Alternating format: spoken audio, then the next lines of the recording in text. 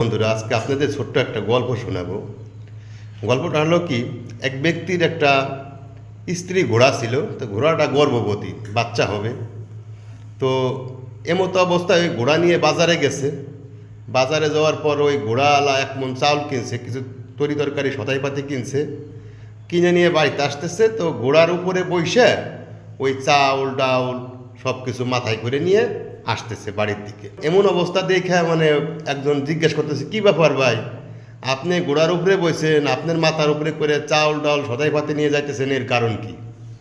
কয়, ভাই আমার ঘোড়াটার বাচ্চা হবে, তো তাই ওর উপরে রাখাটা তো ঠিক হবে না।